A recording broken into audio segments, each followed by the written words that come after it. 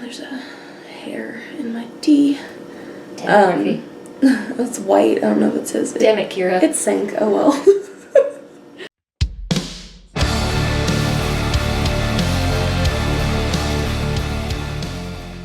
Hey, it's Sue. And Megan, The Spine Breakers. And today we're doing our December wrap-up. Yes. So we are going to talk about the books we read in December while we drink some hot tea. It's very hot. I don't know if I can drink it yet. No, I think it's too hot for drinkage. I have lemon ginseng, right? Honey ginger. Lemon ginger. Lemon ginger.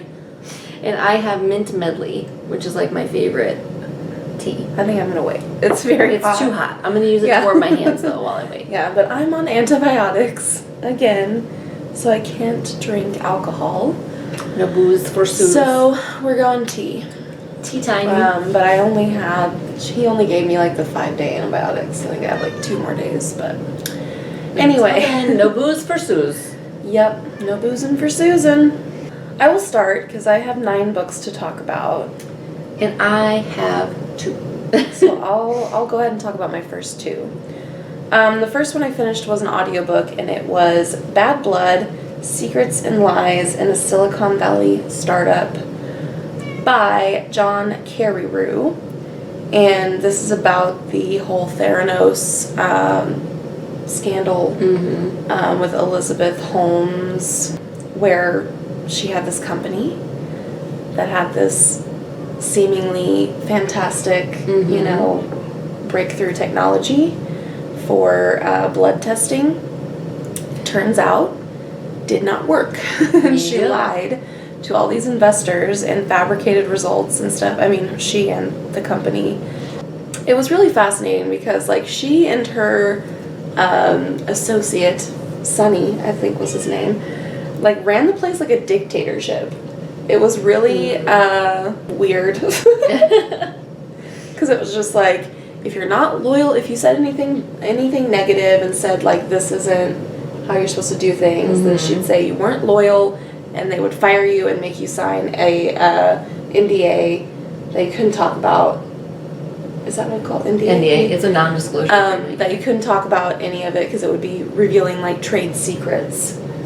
And so that's how they were able to keep doing this for so long. That's crazy. Was because they wouldn't let anybody talk about it. That's nuts. And then John Carreyrou, I believe, is the journalist who broke the story, and it all came crashing down. But yeah, it was an interesting read. It sounds super interesting. Yeah, I gave it 4 stars.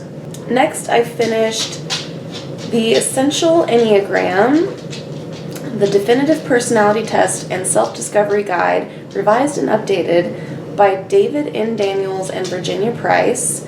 And this is pretty much exactly what it sounds like. It's about the Enneagram, which is a personality test, if you have not heard of that, and it's based on numbers. So you'll be a number from 1 through 9, and that sort of describes what type of person you are, I guess. And the book does it, because there are Enneagram tests online that are like multiple choice, or kind of similar to like the MBTI, is that what they call it? Kind of similar to like the MBTI test you'll find, where it's like, have a statement, I strongly disagree, right, disagree, it's like a Likert scale. Neutral, agree, strongly agree, that kind of thing. But this book does it differently, and there's a paragraph describing each personality type, and then you pick the top 3 that you think describe you the best. From those 3, it kind of tries to help you figure out which one is actually help you narrow it down. And I'm a 9. I knew I'd be a 9. I've taken the tests online, and it always tells me I'm a 9, wing 1. So that means I'm like a peacemaker, but I also have like perfectionist tendencies. But it is interesting. It goes into like, because there's more nuance to it, where like, just because you're a 9 doesn't mean you're always a 9, and that's the only thing you'll ever be. It's like, it describes how, like, you can have a wing like me. Mine's 1, so if you're a 9, you're either wing 1 or wing 8, because it like does it in a circle, so it's whichever 2 numbers are beside your number. And I think you can kind of be both of those numbers as well, but I'm definitely like more of a 1. And then there's also like when you're stressed, you might act like this number, which I don't remember what mine even is at this point. And then if you're doing really well and you're super relaxed, you might be more like this number. It was pretty interesting. It's just kind of interesting to do those personality things. I think in general, it took me a really long time to actually finish this book because I just got sidetracked in the middle of it and was just looking up information online. Yeah, I've done that. Stuff like that. Yeah, and it is a really short book because you can kind of skip over the parts that don't apply to you. Although I do think that one thing that is really beneficial about these personality things is that if you know the type of the people around you, it can help you understand like their motivations more. Oh, yeah. So like if they do something that you're like, what the fuck are they doing? Why would they do that? Right. I feel like if you know like their personality type, it can help you like understand why they do the things they do. If they're like maybe a personality type that is just totally different from yours. Yeah, I ended up giving this 3 stars just because it was interesting, but also, like I said, I feel like I could learn just about as much online. Right. Although the book did like approach it in a different way. It also kind of approached it in sort of a self-help way, where it sort of focused on like the negative things of your personality type, which I don't know if I super cared for that either, because I already struggle with like feeling like my being a 9 is like a negative thing anyway. So I have a hard time seeing like the positives in it, and I feel like the book just like in some ways made me feel even worse about it. Yeah, that sucks. So, but if you are looking to like get tips on how to improve the parts of your personality type that you don't like, then I guess it would be helpful. Yeah. She's about to dip her tail in your tea, and she probably wouldn't like that because that's some hot tea, yo. So anyway, the first book that I finished was The Testaments by Margaret Atwood. And I finished that at the very beginning of December, and that is like the sequel to The Handmaid's Tale. This has been getting some kind of mixed reviews, and I know people have been largely underwhelmed by it, and I can understand that. I personally really enjoyed it. I liked the different perspective, and I liked the format where it was like, because it was going through different records from Gilead. So again, kind of like the last book ended on that note where it was like people from the future examining Gilead. This book was kind of the same, but it was them reading, or it was like showing you excerpts from various different like witness accounts of Gilead, and Aunt Lydia's perspective is one of them. And I thought that was really cool as like an attempt to humanize her a little bit, or like show that she was a little bit more gray than she appeared to be in The Handmaid's Tale. Still like don't know how I feel about that, but I really enjoyed it. But I really loved The Handmaid's Tale, and I just liked that I got more of it and I got to read like more about it. So because when I like something, I like to go all in. So I think I gave it 4 stars. I gave it 4 stars. So I enjoyed it, and I am glad that Margaret Atwood wrote it. The next book I finished was Live from Death Row by Mumia Abu-Jamal. And this was written in the 90s. God damn it, Murphy. Why are you like this? And it's kind of just little like essays and short pieces that he wrote while he was in jail on death row for a crime that was very controversial. He was on death row for killing a police officer, but the case was it's not clear after reading this book, like it's not really clear whether he was innocent or not, but there was definitely like the way the case was handled was not it wasn't handled well. So but this is kind of his musings. A lot of it is more just about like the prison system and the judicial system in our country, which unfortunately much of it is still pretty relevant today, I would say, even though this book is like 30 years old at this point. Ooh. At least. Yeah, our system is fairly well fucked, so. Right. Still. Yeah, but I think he was eventually released. But I think he was like in his 60s or something by then. Wow. I think, was he, or no, maybe he wasn't released, but he was taken off of death row, I think. Okay. But I think he's still in prison. But, yeah, this was pretty good. I mean, it's interesting to read the thoughts of, and he was a journalist, you know, before he went to prison. I suppose he was still a journalist while he was in prison because he was actually publishing a lot of this stuff. So it's super well written, and it's interesting to see his thoughts. Yeah, it was pretty good. I gave it 4 stars, I think. And then next I read a children's book called Dreamers by Yuyi Morales.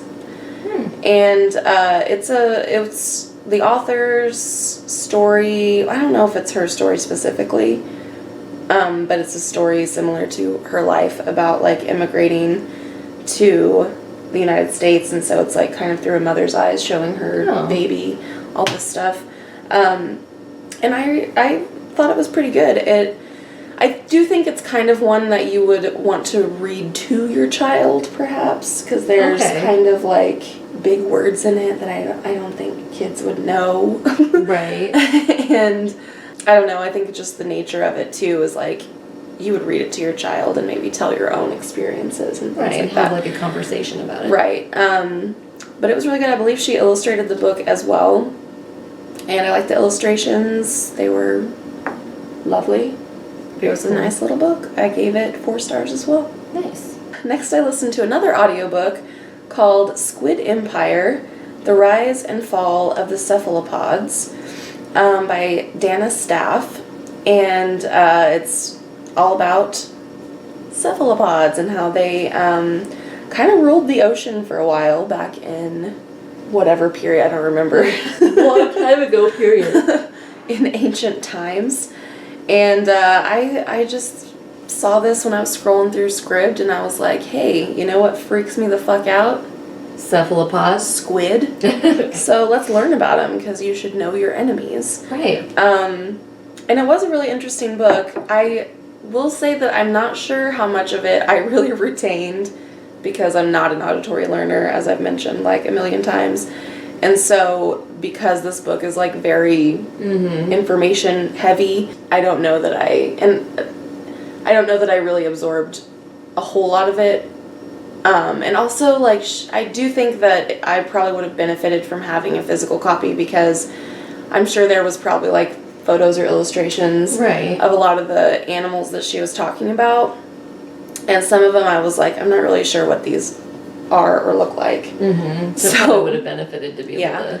So I do think that, for me at least, I probably would have liked it more if I had like had a physical copy. But it was still really interesting, and I think that it was, you know, well done. So I gave it 4 stars. So the second book I read in December was Initiated Memoir of a Witch by Amanda Yates Garcia, also known as The Oracle of Los Angeles. I listened to a podcast that she does with another woman, Sarah. Sarah, I don't remember Sarah's last name. I'm not going to lie. Anyway, so I listened to a podcast that she's on about tarot. And she had finished this book and was talking about it on the podcast. And I thought it'd be interesting to read, because she was actually raised as a witch. Like, her mother was a practicing witch. And so she was raised in that tradition and was like initiated into it. And then she also kind of talked about, you know, her life and how she at times, you know, was further from that, and at times she, you know, was closer to it until she really came to accept it. But she really had like a very interesting and wild life, and so it was super fascinating to read. And just, yeah, it was a unique perspective, I think, that I am not used to, because I don't know anyone who was brought up a witch. I've never heard anyone's story that was. So yeah, it was really interesting. It was very like emotional, and she was very vulnerable and transparent in it. I really enjoyed it. I gave it 4 out of 5 stars. The next book that I finished was one that I borrowed from Megan, like, probably, 2 years ago or something, maybe? It's been a minute. It's been a minute. But I finally read it, and it's Zone 1 by Colson Whitehead. So this is a zombie novel And it follows this guy who ends up in this military, what would you call it? Yeah. Refugee center? Yeah. And so they're kind of working on, like, clearing out New York. Aren't they in New York? I think so. I think they're in New York. Of what few zombies are, like, still left. And they are trying to, like, rebuild. Mm-hmm. And then things go awry. Shit cometh apart. Mm-hmm. And it kind of also, it goes through flashbacks of telling, like, his story of, you know, his, what do they call it, first night, I think, is what they refer to it as. Yeah. Which was, like, when shit hit. When shit hit for them. And then how he ended up surviving and getting to where he was. And I have kind of mixed feelings about this one, because, like, I think Colson Whitehead is a really good writer, but I feel like the writing style in this one was weird. Yeah, and I don't know, I agree, but I don't know how much of that is, like, the writing style versus the subject matter. I don't know. I mean, I don't remember, because I only read one other Colson Whitehead book, and it was The Underground Railroad, and I don't remember the writing style being like this. Mm-hmm. In that book, because this is very, like, highfalutin. It's flowery. Like, yeah.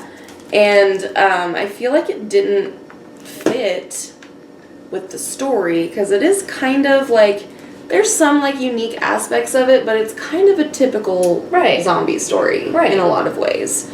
And so it just didn't, and also the main character is described as being a very mediocre man. Right. And so this kind of, like, super flowery highfalutin language just, like, didn't seem to fit to me, and it just almost seemed like he was trying too hard to make it, like, intellectual and make it a literary zombie novel, and I don't think it really worked for me.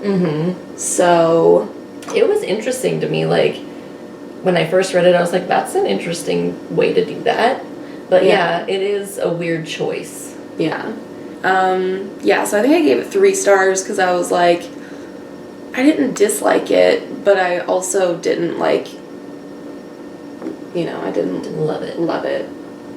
So, yeah. It was aight. Next I read Tempted by a Warrior by Amanda Scott, which is a historical romance set in, like, 13th century Scotland, or maybe 14th century. I'm going to go with 14th. 14th century. And so it's about this young woman who, her husband goes missing, and he was an abusive asshole anyway.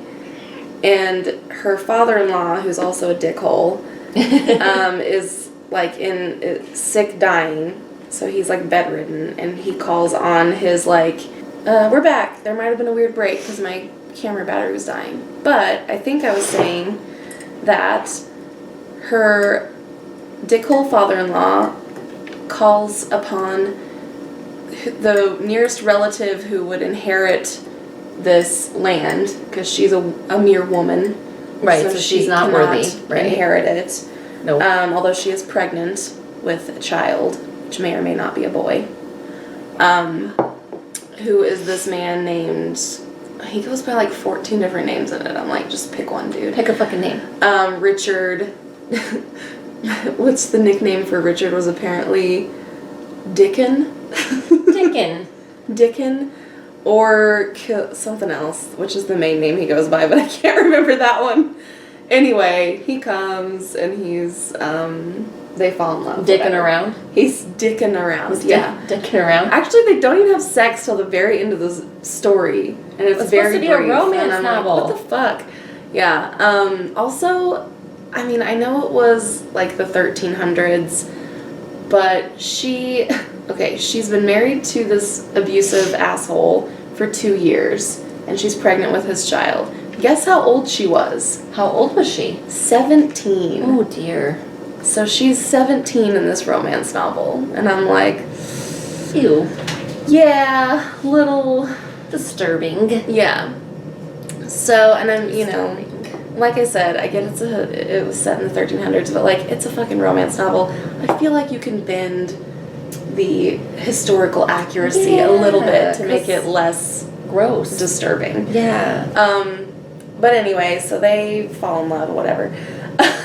It was okay, as you can tell by the way I'm describing it. It wasn't that great. Right. It was just mostly kind of boring, and I was kind of into it for like the first, I don't know, third to half of it, and then I was just kind of like, why is this so long? Get to the fucking. It's really especially creepy given that she's 17. Yeah. But I mean, I feel like if you're reading a romance novel, like honestly, I've only read a couple romance novels, but I mean, I know it's not erotica, but I feel like romance, you go into some it kind of sexy bits to it. Yeah, unless it's like those Amish romances. My mom loves those. Really? My mom loves any novel about Amish people. Anyway, it was okay. I think I gave it 2.5 stars. It was definitely not. I was hoping it'd be like just a fun romp, and it was like not really much of either of those things. Sounds like it was kind of a drag. Yeah, it wasn't great. Next I listened to another audiobook called The Hidden Power of Fucking Up by the Try Guys. I do kind of love the Try Guys. I really like them a lot, but they are Keith Habersberger, Zach Kornfeld, this doesn't list the other one, Eugene Liang, and Ned Fulmer. There we go. This book is like kind of them a little bit talking about like their past experiences and some of the like things that they struggle with, and then doing things to break them out of their comfort zone and like working on some of those things.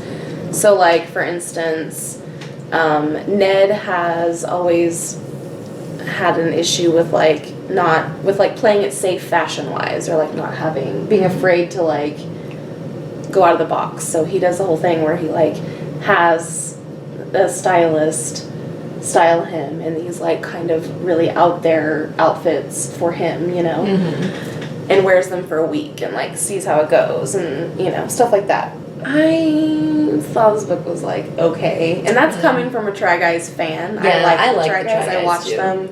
I'm subscribed to their channel and I watch pretty much all their videos. I enjoy them, yeah. The book, first of all, they already did videos on all this stuff, so I feel like I already knew a lot of it. Right. But two, I also feel like the book was just like a little all over the place, structure-wise. Makes sense. And then one thing with the audiobook was that most of them read at the same pace except Keith, who read way faster than everyone else. I'm not surprised. And so that made it a little bit weird because I usually like to listen to my audiobooks like a little bit sped up, not much, because I think I don't know how people can stand to listen to audiobooks and like, no, I can't do that. Like, no, that's not enjoyable at all. But I'll speed it up to like 1.2 or something, maybe 1.5 if it calls for it. So I had it at 1.2, which was totally fine with all the other guys, but then Keith would talk and it'd be like, blah, and I'm like, come on, Keith. Get it together, Keith. And then Zach would like pause at weird places, which was a little bit annoying. Yeah, I could see that. Ned and Eugene were fine though. Ned and Eugene are my two favorites of the Try Guys, honestly. Yeah. I like them the best. I like them all in different ways, but I really I used to not care for Ned as much because like he was just all about like my wife, my kid, my wife, my kid. But which is great for him, but I don't care. Sorry. I'm a bitch. Great for him, but I don't care. But lately I feel like he's like showing more of himself. Of his personality. Of his actual personality, other than like I'm only my family. Right. And he's really funny and really I really like him. He is. Yeah, and then the other thing, which like, no offense to Keith and Ned, they're both, I like them both, but I feel like they're both just like, they're privileged white dudes. Yeah. They grew up, it sounds like from what I've heard of their backstories, that they had rather privileged childhoods and all of that. So I feel like the only two who really even had very interesting backstories and stuff were Eugene and Zach, which Zach is also like fairly privileged in a lot of ways, but he does have like, you know, he talks about he was diagnosed with depression when he was like a small child, like I think only like 7 or 8 years old or something, like really young. And then he also has an autoimmune disorder, causes him like chronic pain and stuff. So, and then Eugene is Korean American, so he has all these family dynamics that are, you know, very different, and lived the life of growing up as a person of color in Texas, which is not fun, I'm sure. So I feel like only Eugene and Zach really have like interesting stories. A lot of very interesting stories to tell. But you know, I like Ned and Keith too. I think they're like cool guys. Right, but you know. Yeah. So I gave the book 3 stars. But like honestly, if you're not a Try Guys fan, I don't know how much you would enjoy the book. That's fair. That's really fair. And then the last book I read in December was The Incarnations. Oh, I have it. I was like... It's a really nice, it's a nice looking book. Yeah. It's a nice cover. It's The Incarnations by Susan Barker. I picked this up at a library sale just because it, looked interesting. It looks, new. It does. I mean, if you open it, you can see where I, ripped off the library thing. But it has really cool end papers, it does. too. But... It's a really pretty book. Yeah. So this follows a man who is a cab driver in Beijing, and he starts getting these letters from someone saying that they've known him for centuries, basically, and that they have both lived many different lives and have always been, their souls are connected. And so they've always known each other in these lives. And they, tell him the story of these past lives that they lived together. So the book is, jumps back. I wouldn't necessarily say jumps back and forth, but there'll be, a section set in the present time, and then, a large section telling the story of, one of these past lives. And they're all they're all kind of based on, either folklore or actual historical events that happened in China. But it, kind of freaks this guy out because the person is almost, seems like they're stalking him. They know where he lives, they know where he works, they know his wife and his child, and they keep leaving the letters in his cab, which is locked. So he's trying to, it's almost sort of a mystery, too, because you're wondering, who the hell is this person? Mm-hmm. Is it someone he, knows? Is it a character in the book? Is it just a stranger? Who is this person? I mean, you would assume it's probably someone he knows since they said they've known him in every life. But anyway, I fucking loved this book. Yeah? I really did. And I have realized that I have a weird, fascination with reincarnation also. Mm-hmm. I love stories about reincarnation. And it's kind of a fucked up book. All the stories, they're not it's not they're soulmates and they're in love. They kind of hurt each other in every life that they've lived, and some of the stories are pretty fucked up situations too, but yeah, I just really loved it. I gave it 5 stars, although I will admit that after I thought about it for a second, I was there are a couple things that didn't quite make sense, but I don't even care. But if you loved it enough to suspend your disbelief, then that's a 5-star book. Yeah, so I gave it 5 stars. I loved it. That was our December wrap-up. Yeah, so pretty good month. I haven't been reading as many books a month lately, but the fact that I'm finishing books in a month makes me happy. Yeah. Because I didn't for a couple months. And I really liked both of the books I finished in December, so. Well, I haven't finished any books in 2020 yet. Me neither, but I'm making some progress on one of them, and I am really liking it so far. I haven't been reading much the past couple days because I've had this kitten situation. Yeah, you have a kitten situation, yes, for sure. I found some stray kittens outside my house that definitely didn't have real homes because they were covered in fleas and skinny and wormy. So nobody had been taking care of them, for sure. And there's a lot of feral cats in my neighborhood, and these were not feral yet, so I was I gotta take them in and find them homes before they become feral and live short, difficult lives. Yeah. So. Poor little kitters. They're really fucking cute. They're very cute and very sweet. Yeah. They love cuddles. Murphy's I also love cuddles. He's excuse me? Look what you got right in front of you, okay? All right. Well, let us know if you've read any of these books and what you thought of them. I think that's it for us for now. And we will see you guys next time. Bye.